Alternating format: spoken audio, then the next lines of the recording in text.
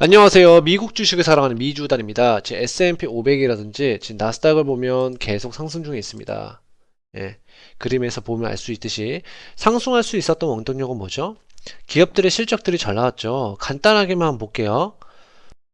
지금 맥도날드를 보면 그 실적이 잘 나왔습니다. 보통 시장에서는 지금 인플레이션으로 인해서 공급 병목 현상으로 인해서 실적이 안 좋을 거라고 예상했는데 나름 괜찮았죠. 그 다음에 넷인컴도 나쁘지 않았습니다.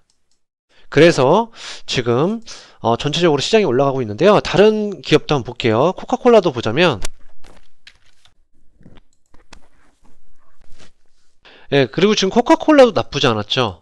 지금 보시다시피 매출이 잘 나왔어요. 또한 또 여기서 보면 넷인컴도 잘 나왔죠. 예, 지금 서프라이즈가 12% 났습니다. 그리고 3M도 한번 볼게요.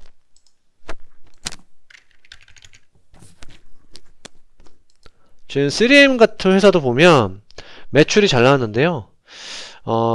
지금 보시다시피 매출도 나쁘지 않았죠. 3% 서프라이즈 났고. 그 다음에 순이익도 보자면 순이익도 지금 나쁘지 않았습니다. 그래서 지금 전반적인 회사들이 실적이 잘 나와서 주가가 올라가는 모양새를 보여주고 있죠. 다시 차트로 돌아갈게요. 예, 지금 나스닥도 흐름이 괜찮죠? 그 다음에 S&P 500도 흐름이 괜찮습니다. 제가 어저께 보여드린 게 있죠? 간단하게만 다시 한번 보여드릴게요.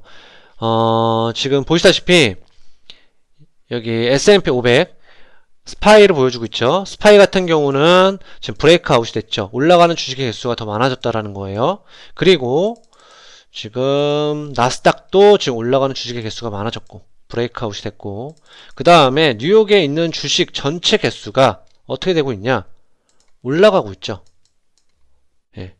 그래서 지금 보여드릴 통계는 만약에 10% 정도 조정이 왔을 때 15%만큼, 그러니까 고점을 넘지 못했을 때, 브레이크아웃이 안 될 때는 보통 15%, 그러니까 10% 정도 조정받는 확률이 15%가 된다라는 소리고요. 그리고 고점을 넘을 때는 그만큼 확률이 낮아진다라는 거예요. 예. 그 다음에 맥클라렌 서메이션도 설명을 드렸죠. 장기 추세선인데 장기 추세선이 플러스로 돌았으면 평균 수익률이 괜찮다라는 거 보여줬고, 저 같은 경우도 지금 일부 담았다라고 설명을 드렸죠. 뭐 페이스북이라든지 구글이라든지 스파이라든지 QQQ를 일부 담았습니다. 그래서 중요한 거는 지금 전체적인 마켓 상황은 어떠냐면, 일단 2년물을 보면 지금 계속 튀고 있죠. 튀고 있다라는 거는 그만큼 테이퍼링 임박했다라는 거죠. 아마 11월 초에 FOMC 회의에서는 테이퍼링 얘기가 나올 게 분명하죠. 그래서 지금 단기금리는 튀고 있습니다. 근데 장기금리는 오히려 내려가고 있죠. 오히려 계속 내려가고 있어요.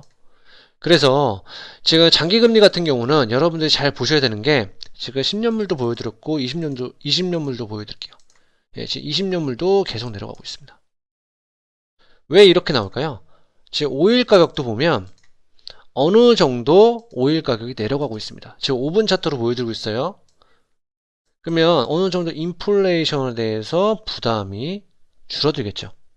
그러면 금리도 어느 정도 물가에 대해서, 장기금리도 어느 정도 물가에 대해서 부담이 더는 모습 보여주고 있고, 또한 지금 또 보여드릴게요. 어저께 케이스실러 주택가격 지수가 나왔는데 지금 예상치보다 좀 덜 나왔습니다. 그만큼 올라가는 폭이 둔화되는 거 아닌가. 집 가격이. 그러면 인플레이션율도 어느 정도 줄어들 수 있다라는 것을 보여주고 있고요. 그리고 GDP 나우에서 보면 지금 미국의 성장은 계속 꺾이고 있죠. 그래서 이게 또 발표를 하죠. 다시 한번 설명을 드리자면 GDP 성장률에 대해서 28일 날 아마 발표가 될 겁니다. 예, 28일 날 발표가 되는데 이때 GDP 성장률이 어떻게 나올지 잘 확인을 해봐야 된다고 설명을 드렸어요. 아마도 안 좋게 나올 확률이 크겠죠. 그래서 지금 전체적인 시장 상황은 장기금리가 내려갈 수밖에 없는데요.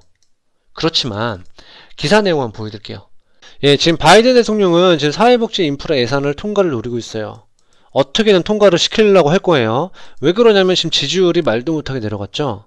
그렇기 때문에 이 부양책을 통과를 해서 지지율을 끌어올릴 필요가 있습니다. 그러면 부양책을 하기 위해서는 두 가지 방법이 있죠. 일단 증세랑 국채 발행이 있습니다. 그쵸? 국채 발행이 있는데 지금 이거는 못하죠. 지금 부채 한도도 있기 때문에 부채 한도도 걸려있고, 그리고 지금 민주당 사이에서도 갈등이 있기 때문에 이거는 함부로 하지 못합니다. 그럼 증세를 통해서 부양책을 한다면 통과될 확률이 높겠죠. 그래서 지금 마켓에서는 이렇게 보고 있고요.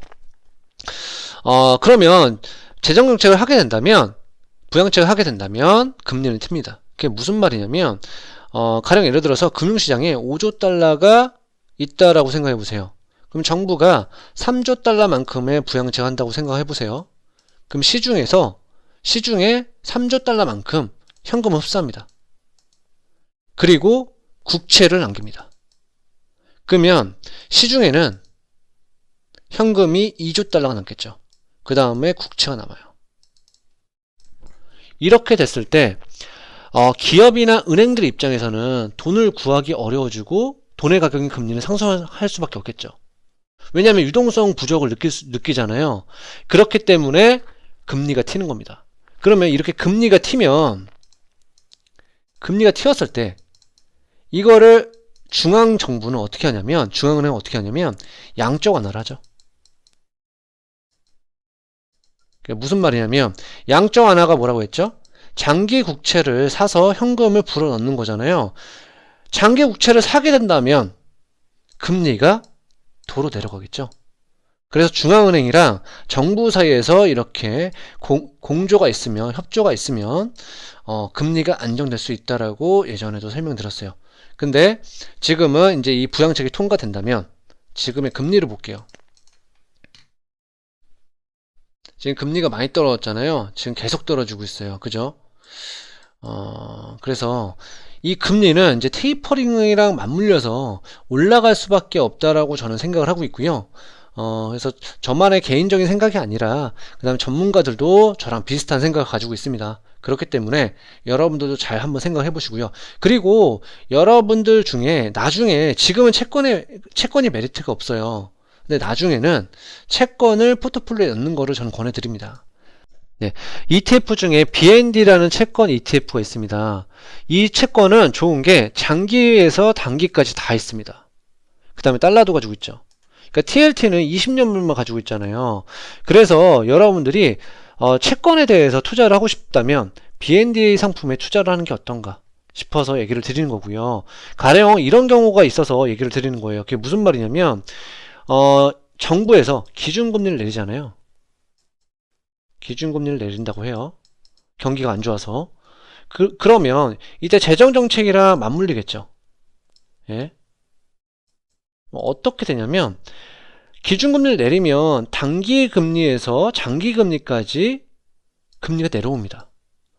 근데 가령 이런 경우도 있어요. 단기금리가 내려가는데 장기금리는 안 내려와요. 이게 왜 그러냐면 재정정책이죠. 그렇기 때문에 만약에 20년물을 샀는데 20년물의 TLT 가격은 오르지 않는 거예요. 이게 무슨 말인지 이해하셨죠? 그래서 이런 경우도 있기 때문에 여러분들이 채권을 그냥 포트폴리오를 넣는다 싶으면 저는 BND ETF를 사는 거를 권해드리고요. 그래서 간단하게 알려드렸고, 그 다음에 이제 금 상품도 가지고 있는 게 좋아요. 어쨌든 인플레이션 상황일 때, 화폐 가치가 하락할 때, 그 다음에 물가가 올라갈 때, 그럴 때 이제 발휘되는 상품이죠. 네, 그런데 지금 금 상품은 메리트가 없죠. 일단 마이너 ETF도 괜찮고 GLD라는 ETF도 괜찮다고 설명을 드렸어요. 근데 지금은 왜 안 좋냐? 제가 차트를 한번 볼게요. 일단 달러 인덱스를 보면 달러가 계속 강세로 가고 있죠. 계속 강세로 가고 있다라는 거는 이제 조만간 테이퍼링 할 거예요. 테이퍼링 다음에는 금리 인상을 하겠죠. 금리 인상하게 된다면 어떻게 되죠?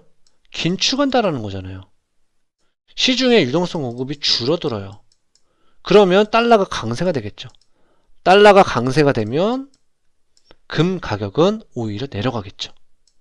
예, 하방으로 찍어 누를 수밖에 없고요. 그래서 지금은 금이라든지 채권이 메리트가 없다라고 설명을 드리는 건데 그래서 만약에 나중에 이제 금 가격이 많이 내려갔을 때 여러분들이 마이너 상품 아니면 그 다음에 GLD라는 ETF에 투자를 해놓으면 요즘 같은 시기에 스태그플레이션 아니냐고 말이 많잖아요. 그러면 그런 수단에서도 투자처로 이용이 가능하겠죠.